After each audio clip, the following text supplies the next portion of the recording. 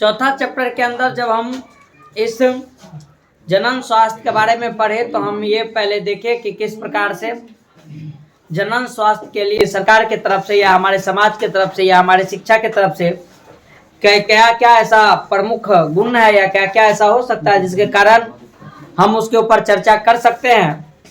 आगे जो हमारे इसके अंदर दिया हुआ इस चैप्टर के अंदर अगला जो टॉपिक हमारे पास है वो टॉपिक है जनसंख्या का अस्थायीकरण और जन्म नियंत्रण, यानी किस प्रकार से हम अपने जनसंख्या को कंट्रोल कर सकते हैं, अस्थायी बना के रख सकते हैं और किस प्रकार से हमारा जन्म कंट्रोल हो सकता है। ये दोनों चीज का होना अभी के दौर में बहुत ज्यादा जरूरी है, क्योंकि जिस प्रकार से हमारा जनसंख्या जो पढ़ेंगे कि जिस हद से हमारा जनसंख्या दिन प्रतिदिन हमारे इसके अंदर बढ़ रहा है उस ढंग से हमारे पास रिसोर्स नहीं है।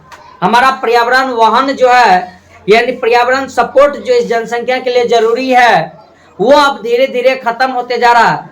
हमारा प्राकृतिक संसाधन जो है वो प्राकृतिक संसाधन कहीं ना कहीं अब उस जगह पहुंच चुका है जहां से ज्यादा प्राकृतिक संसाधन का उपयोग हम लोग नहीं कर सकते हैं। चलो पहले जब इसके अंदर देखते हैं तो क्या लिखा हुआ है कि पिछली शताब्दी में और एक शताब्दी कितना वर्षों का होता है? 100 वर्षों का। कितना का होता है? तो क्या बोला गया है कि पिछली शताब्दी में किए गए विभिन्न क्षेत्रों में हमारा चहुमुखी विकास जो है उस चहुमुखी विकास से लोगों के जीवन स्तर में महत्वपूर्ण रूप से क्या हुआ है? सुधार हुआ। और यह बात कहीं ना कहीं बहुत हद तक क्या है सही भी है कि पिछले 100 वर्षों में अगर देखा जाए यानी अगर बात किया जाए तो लगभग 1900 से लेके और 2000 का जो हमारा ये बीच का जो ईस्वी है, बीच का जो दिन है, इन दिन में हमारे इस दुनिया के अंदर एक बहुत बड़े रूप में बदलाव आया है। अगर हम 1900 से पहले की बात करें तो उस समय तक आदमी के पास इतना ज्यादा ज्ञान, चाहे टेक्नोलॉजी के फील्ड से, कृषि के क्षेत्र में, मेडिसिन के क्षेत्र में, किसी भी फील्ड को अगर उठा के देख लिया जाए तो वहां पर उतना ज्यादा विकास नहीं हो पाया था जितना पिछले 100 वर्षों में विकास देखने को मिला है। एक अलग सी दुनिया की पहचान बनी है, एक अलग सी दुनिया का रूप रंग आया है सामने और बोला जा रहा है कि इस बेहतर जीवन दशाओं के साथ साथ हमारे पास बहुत ज्यादा स्वस्थ सुविधाएं जो होती है जनसंख्या वृद्धि में विस्फोटक प्रभाव डालती है। और क्या बोला गया कि जब हालांकि जो आया सो आया लेकिन हमारी जनसंख्या के अंदर भी एक बहुत बड़े लेवल पे जनसंख्या विस्फोट भी हुआ और हमारे पास जो एक व्यापक स्वास्थ्य सुविधाएं थी वो भी है, लेकिन क्या उस जनसंख्या पर वो व्यापक स्वास्थ्य सुविधाएं पर वह डाल पा रहा है कि नहीं डाल पा रहा है उसके बारे में यहाँ पे चर्चा किया गया है। जब हम सन 1900 ईस्वी में पूरे इस विश्व के जनसंख्या का बात करते हैं तो हमारे पास मात्र कितना था? 2 अरब यानी 2000 मिलियन थी। समझना सोचना यहाँ से कि क्या कहना चाह रहा है। भले ये तुम्हारे एग्जाम के लिए कोई जरूरी नहीं है यहाँ से, लेकिन जिंदगी के लिए कितना जरूरी है इसका इफेक्ट तुम्हें जिंदगी पे पड़ना चाहिए कि लगभग 1900 में हमारे पूरे विश्व का जनसंख्या जो 2 अरब थी वही 2000 ईस्वी में ये इतनी तेजी से बढ़ी कि बढ़कर उसमें कितना होगा? 6 अरब हो गया। तथा 2011 में ये और बढ़ा और अब हमारे पास जो जनसंख्या है वो 7.2 अरब और अभी जो 2023 चल रहा है इसमें लगभग हम लोग 9 अरब के आसपास या उसके आगे भी बढ़ चुके होंगे। ठीक यही प्रवृत्ति जनसंख्या वृद्धि में यानी 100 वर्ष के अंदर जो ये 3 गुना वृद्धि देखने को मिला, 3 गुना से मतलब नहीं है 2 का 6 अरब जो हुआ है, भारत में भी उसी हिसाब से हमारा जनसंख्या में तेजीपन देखने को मिला। और जो देश के आजादी के समय लगभग हमारा जनसंख्या 3.50 मिलियन यानी 35 करोड़ के आसपास थी, वो 2000 के अंदर इतनी तीव्र जनसंख्या दर बढ़ी कि ये अब लगभग 1 अरब अर्थात 10 1000 बिलियन से ऊपर पहुंच गई और 2011 में ये 1.2 बिलियन हो गई। करना 1.2 बिलियन, यानी टोटल जनसंख्या कितना अरब है? 6 अरब अगर उस समय था ना, उसमें भारत का सिर्फ कितना है? 1.2 अरब। भारत का कितना है? 1.2 अरब सिर्फ भारत का हिस्सेदारी है। और इसी तरह से चीन, ये दो देश, इस दोनों देश का जो जनसंख्या मिला दिया जाए तो बाकी 50 से 80 देश का जनसंख्या बराबर हो जाएगा। इतना जनसंख्या सिर्फ भारत और कहां है? जबकि हमारे क्षेत्रफल के अंदर कोई भी वृद्धि, हमारे क्षेत्रफल का वही है, हमारे उपज में कमी आया है, लेकिन हमारा टेक्नोलॉजी उस उपज के अंदर वृद्धि करवाया है ताकि सभी को भोजन मिल सके।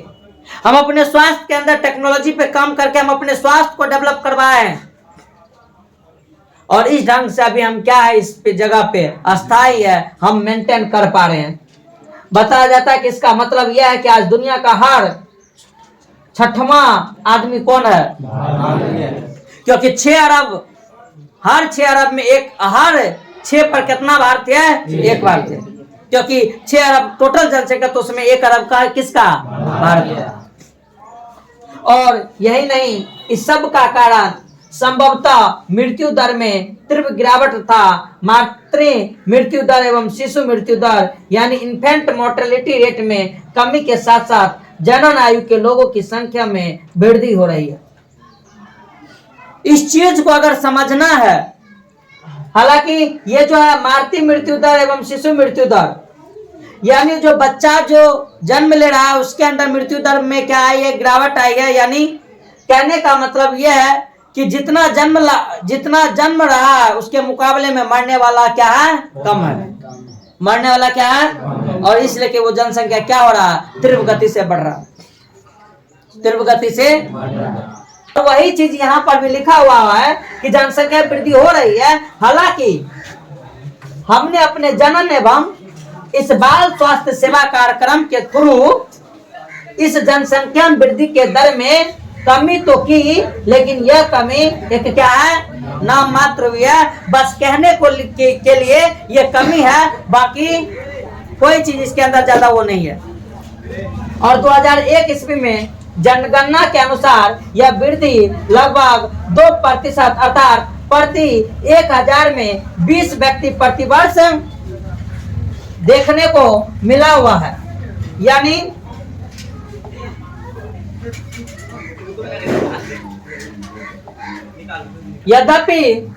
यद्यपि इस वृद्धि दर से हमारी जनसंख्या तेजी से बढ़ रही है, यानी हर 1000 आदमी 20 को और जनसंख्या को बढ़ाने का काम कर रहा है, और इस प्रकार से हमारी जनसंख्या बहुत तेजी से बढ़ रही है। और इस प्रकार की चेतावनीपूर्ण वृद्धि दर से मूलभूत आवश्यकताओं का नितांत अभाव हो सकता है, जैसे कि अन्न। हमारे पास पहले जो अन्न था, पहले जो अनाज था, वो अनाज और अभी के अनाज में बहुत ज्यादा अंतर है। पहले के अनाज के अंदर बताया जाता है कि जो उसके अंदर एनर्जी वैल्यू था वो अलग था, और अभी के अंदर जो एनर्जी वैल्यू वो अलग है। पहले हमारे पास शुद्ध भोजन था, तो अभी कहीं ना कहीं हमारे पास जो हाइब्रिड है वो केमिकल ज्यादा रासायनिक भोजन प्राप्त हो रहा है, और उसका असर कहीं ना कहीं हमारे स्वास्थ्य के ऊपर भी पड़ रहा है। हमारे पास आवास की सुविधा है, हमारे पास पहनने को कपड़ा जो है, इसकी सुविधाएं जो है, हमेशा इसका क्या हो रहा है? कमी हो रहा है। हमने भले ही इन मदों के क्षेत्र में महत्वपूर्ण प्रगति भी की है, यानी वही कि हम अपने इंफ्रास्ट्रक्चर को, हम अपने कम एरिया में ज्यादा से ज्यादा खेती के दर को तो बढ़ाए हैं, ज्यादा से ज्यादा अनाज की उपज को तो बढ़ाए हैं, लेकिन हमारे पास उतना सक्षम नहीं हो पाया है कि हम सबको क्या कर सके? बेहतर भोजन दे सके। इसलिए सरकार पर यह दबाव था कि इस प्रकार की जनसंख्या वृद्धि दर को काबू में रखने के लिए कोई ना कोई एक गंभीर उपाय सोचना चाहिए, कहीं ना कहीं कोई ना कोई एक गंभीर उपाय लाना चाहिए। और एक कांड इसी के कारण इंदिरा गांधी के शासन में भी हुआ था। ऑपरेशन के बहाने नसबंदी को बढ़ावा दिया गया था, जिसका मकसद था कि जो इंसान ऐसे नहीं समझ रहा बात से, उसको लात से समझाया जाए। और उस समय ज्यादातर मात्रा में क्या कर दिया गया था, नसबंदी कर दिया गया था, ताकि बच्चा का जन्म ज्यादा से ज्यादा ना हो, क्योंकि आदमी को समझाना यहाँ पे बहुत बड़ा बेवकूफपना है। इस प्रकार की समस्या से निपटने के लिए एक महत्वपूर्ण उपाय यह थे कि किसका निर्माण हो, लघु परिवार का बढ़ावा देना हेतु क्या करा जाए, एक गर्भ निरोधक उपाय अपनाने के लिए क्या किया जाए, प्रेरित किया जाए। यानी हमें गर्भ को रोकने के उपाय के लिए कुछ ना कुछ ऐसा इलाज कहीं ना कहीं बढ़ाना चाहिए, जिससे हमारा ये जो जन्म रेट है, जन्म दर है, वो कंट्रोल हो सके। और शायद संचार माध्यमों में विज्ञापनों के साथ साथ सुखी परिवार को प्रदर्शित करते हुए पोस्टर एवं पर्चे भी देखे होंगे। सरकार जो है बहुत सारा एड लाया टीवी पे, बहुत सारा प्रिंट मीडिया के द्वारा बहुत सारे बात को प्रदर्शित करने का काम किया, ताकि वो जन्म कंट्रोल क्या हो सके और हमारे देश के अंदर बढ़ती हुई जनसंख्या जो सरकार के लिए एक बहुत बड़ा चैलेंज है, कहीं ना कहीं उसके लिए भी क्या हो, कम हो। जहां एक खुशहाल जोड़े के साथ 2 बच्चे को एक परिवार, हम दो, हमारे दो के नारे के साथ साथ इसको प्रदर्शित किया गया। और बहुत सारे जोड़ों ने विशेष रूप से खास करके जो शहर के अंदर है, जिसके अंदर एजुकेशन सिस्टम ज्यादा डेवलप है, जो कामकाजी दंपतियां हैं, उन्होंने हम 2 हमारे एक का नारा को क्या क्या अपनाया। यानी मियाँ बीबी 2 और बच्चा 1। पहले मियाँ बीबी 2 तो बच्चों 2। और इस तरह से कहीं न कहीं इस नारा के बेसिस पे हम चाहते हैं कि हमारा जन्म कंट्रोल क्या हो, जन्म कंट्रोल रुके। यही नहीं, विवाह की वैधानिक आयु स्त्री के लिए 18 वर्ष और पुरुष के लिए 21 वर्ष क्या किया गया, सुनिश्चित किया गया, जो कानून तौर पे अभी भी क्या है, मान्य। अब क्या, पहले जो 14 साल के अंदर बच्चा को जन्म दे रहा था, तो यानी 18 साल में कोई इंसान एक जो है वो 18 साल में बच्चा को जन्म देगा, और कोई जो है वो कितना देर में, 14 साल में देगा। ठीक, तो 14 साल में अगर बच्चा को जन्म देगा तो वो लगभग 2, 3, 4 बच्चा जन्म दे सकता है। लेकिन अगर 18 साल 4 साल के बाद अगर जन्म देना स्टार्ट किया तो हो सकता है वहां पर 1 बच्चा, 2 बच्चा, 3 बच्चा को जन्म दे। यहां से तो बच्चा का खेती स्टार्ट होता था। ये 4 साल पहले खेती स्टार्ट कर देता था, ये 4 साल बाद ही खेती स्टार्ट करता। इसका मतलब कहीं ना कहीं इसके अंदर डिफरेंस, मैच्योरिटी का आना, उसको बात समझ में आना, और उसका जो स्वास्थ्य है उसके ऊपर उस बच्चे के जन्म का कोई असर ना पड़ना, ऐसा बहुत सारा चीज का सुविधा दिया गया। हालांकि इस कानून के अंदर अभी भी चेंजिंग होने वाला था, बदलाव होने वाला था, लेकिन फिलहाल अभी इसमें कोई बदलाव नहीं हुआ। इसके लिए सरकार के पास बहुत ज्यादा चैलेंजिंग है। अभी भी हमारे पास कानूनन तौर पे 18 साल की उम्र में लड़की का शादी हो, लेकिन हाल के दिनों में रिपोर्ट आया है कि जहां पर बताया जाता है कि लगभग अभी भी शादी इसी एज के अंदर से होना स्टार्ट हो गया, और लगभग बहुत सारा लड़की जो है, लगभग 9% लड़की इस पूरे देश का, वो इससे इतना एज में शादी करके बच्चे को जन्म दे देती है। अभी भी हमारे गांव के अंदर बहुत सारे ऐसे माँ बाप हैं जो बहुत कम एज में अपने बच्चे को शादी कर देते हैं, और जिसका असर उसके स्वास्थ्य पे, बच्चे के स्वास्थ्य पे, उसके जो घर परिवार है उसके ऊपर फर्क पड़ने लगता है। रीजन एक है, उस माँ बाप के अंदर होने वाला डर कि मेरे बच्ची के साथ कहीं ना कहीं कुछ गलत ना हो जाए, या मेरी बच्ची कहीं ना कहीं कुछ गलत ना कर ले, और ये समस्या कहीं ना कहीं हमारे लिए और भी चैलेंजिंग का काम कर रहा है। और बताया जाता है कि 18 वर्ष से इतना वर्ष के सुनिश्चित हो, और यह समस्या से निपटने हेतु लघु परिवार के लिए जोड़े को क्या किया जाए, प्रोत्साहित किया जाए। मेरे मन में एक और बात चलता है, कम से कम 4 से 5 वर्ष तक बच्चे के जन्मे पे रोक लगा दिया जाए, तब जनसंख्या कंट्रोल हो जाएगा। यानी 4 से 5 साल तक कोई भी इंसान बच्चे को जन्म नहीं देगा।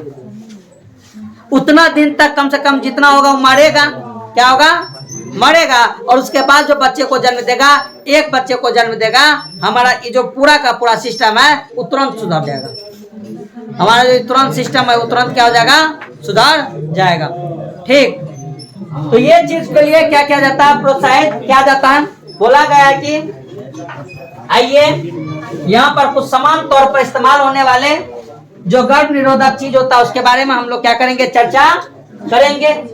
और जब इस गर्भ निरोधक के बारे में चर्चा करेंगे, देखेंगे कि ऐसा कौन सा गर्भ निरोधक हमारे पास संसाधन है जिसके द्वारा बच्चे को जन्म के लिए, यानी बच्चा जो तुरंत ना जन्म पाए और परिवार के लिए ज्यादा टेंशन का सबक न बन पाए, इसके लिए हम कुछ न कुछ सुविधा को अपनाते हैं। एक आदर्श गर्भ निरोधक प्रयोगकर्ता के हितों की रक्षा करने वाली, आसानी से हमारे पास उपलब्ध है और वो ज्यादा प्रभावी भी है, जिसका कोई भी अनुषंगी प्रभाव यानी उसका कोई भी असर हमारे शरीर के ऊपर या कोई भी उसका दुष्प्रभाव नहीं हो, या हो तो भी हमारे शरीर पे बहुत कम हो, और इसके साथ जो इसको उपयोग में लाएगा उसमें कामिक इच्छा, प्रेरणा, मैथुन में बाधक भी ना हो। यानी वो सारी सुविधाएं जो होना चाहिए एक परिवार के लिए, वो सारा चीज अवेलेबल हो, लेकिन सिर्फ और सिर्फ क्या ना हो पाए, तो बच्चे का जन्म ना हो पाए। ऐसी कोई ना कोई तकनीक, ऐसी कोई ना कोई संसाधन उपलब्ध कराना हमारे लिए, हमारे पास भी ऐसा है और सरकार के लिए चैलेंज था कि ऐसा कुछ हो। आजकल व्यापक परिधि के गर्भ निरोधक साधन जैसे कि आसानी से हमारे आसपास उपलब्ध है, उन्हें मोटे तौर पे निम्न श्रेणियों में वर्गीकृत किया जा सकता है। जैसा पहला संसाधन का कारण क्या हो सकता है, या तो प्राकृतिक मेथड या परंपरागत मेथड जो हम लोग के पास हो, वो एक संसाधन के रूप में। दूसरा रोध यानी बैरियर के रूप में। तीसरा IUDG यानी कॉपर टी इसके अंदर आता है, इंट्रायूट्रिन डिवाइस होता है उसके रूप में, या ऐसा कोई मुंह से लेने वाले टैबलेट या कोई ऐसा पदार्थ जो उस गर्भ निरोधक के लिए रोकने का काम करे। किसी न किसी टीका के रूप में, कोई ना कोई इम्प्लांटेशन अंतरोपण कर दिया जाए उस जनन वाले भाग में वो चीज, या हमारे पास मेडिकली जो ट्रीटमेंट है उस मेडिकली ट्रीटमेंट के द्वारा इस विधि को क्या जा रहा है, अपनाया जा रहा है। और ये सारा का सारा जो विधि हम देखें, ये सारा का सारा विधि किसका, सिर्फ एक कि गर्भ निरोधक के अंदर कमी करेगा। ठीक, जिसके अंदर हमारे पास पहला जो विधि है वो विधि है कौन सा विधि, प्राकृतिक विधि। कौन सा विधि? इस प्राकृतिक विधि के लिए हमारे पास नॉलेज का होना बहुत ज्यादा जरूरी है। अगर हमारे पास नॉलेज है, संयम है, तो हम प्राकृतिक विधि के द्वारा ही अपने जनसंख्या पे कंट्रोल कर सकते हैं। और जब इस प्राकृतिक विधि के अंदर का बात करते हैं तो इसके लिए हमारे पास किसका ज्ञान होना सबसे अति उत्तम है, तो वो है मेंस्ट्रुअल साइकिल का। किसका? इस विधिया में हम जानते हैं कि अंडाणु एवं शुक्राणु के संगम को रोकने का सिद्धांत पर यह क्या होता है, कार्य करता है। यानी कुछ भी हो जाए, सिर्फ एक काम ना हो, और वो क्या, अंडाणु और शुक्राणु का मिलन होना।